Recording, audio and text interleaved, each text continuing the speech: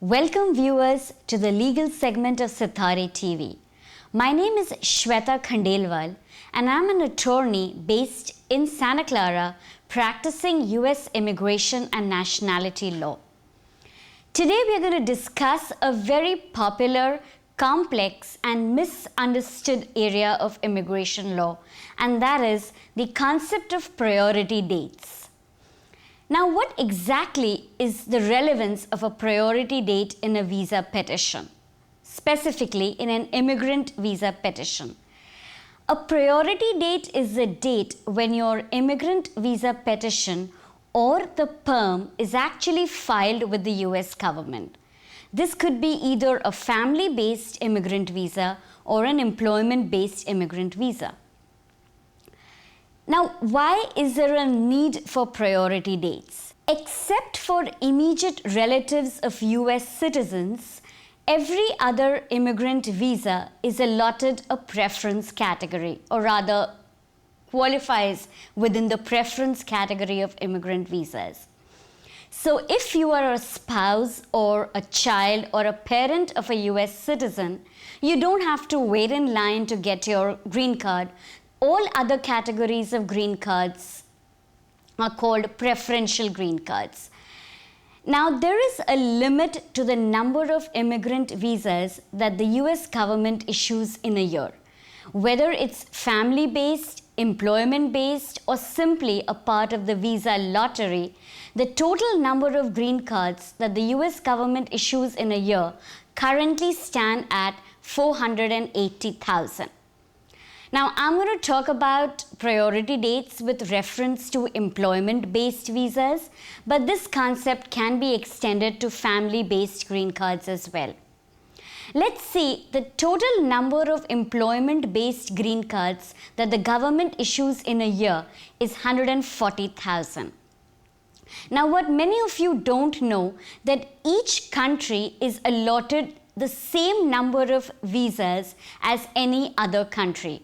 So, not more than 7% of the total employment-based green cards that are issued in a year can be from one country.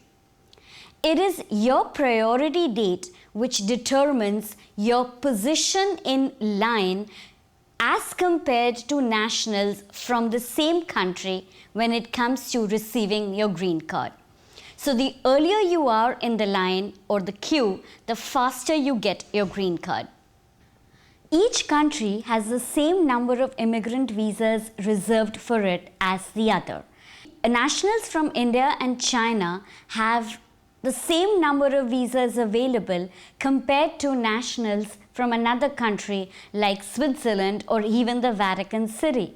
Now, obviously, this explains why there is a huge waiting line for people from India and China, and it takes much longer to get a green card if you are a citizen of India or China as compared to being a citizen of any other country. So it is your priority date which will determine how soon you can get a visa as compared to a person from the same country. Now let's take a quick look at the visa bulletin for February. If you look at the visa bulletin for February 2012 for the EB2 category of visa, you can see that currently the government is processing cases that it received on or before January 1st, 2010. The EB3 category shows that the government is processing cases that it received on or before August 15, 2002. Now let's quickly take a look at the visa bulletin for the previous month, which is January 2012. The EB2 category shows that the government is processing cases it received on or before January 1st, 2009, while the EB3 category shows that the cases received on or before August 8, 2002 are currently being processed.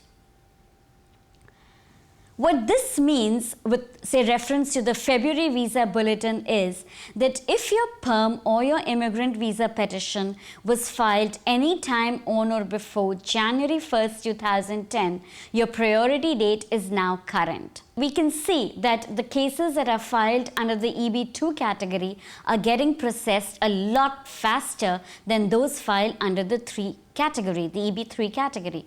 Obviously, most people want that their cases get filed under the EB2 and not the EB3. The question is there something that you can do to ensure that your cases are filed in the EB2 and not the 3 category? Now, there are two issues which will determine whether you are eligible for the EB2 or the EB3 based employment-based immigrant visas. Obviously, more and more people want their employment-based green cards filed under the EB2 category as opposed to EB3. Now, most people know that if you want to qualify for the EB2 category, the candidate must have a bachelor's degree plus 5 years of progressive relevant work experience or a master's degree. But what is also important to remember that the position for which the green card is being filed should also require a master's or should also require a bachelor's plus 5 years of experience. That is, it is not just enough for the candidate to possess the requisite qualifications. The job position for which the employer is filing the green card must also require the person to possess those qualifications. If you're one of those whose green cards has been filed under the EB3 category and want to move to the EB2 category, please note that you can have 2 green cards being processed for you at the same time from 2 different employers.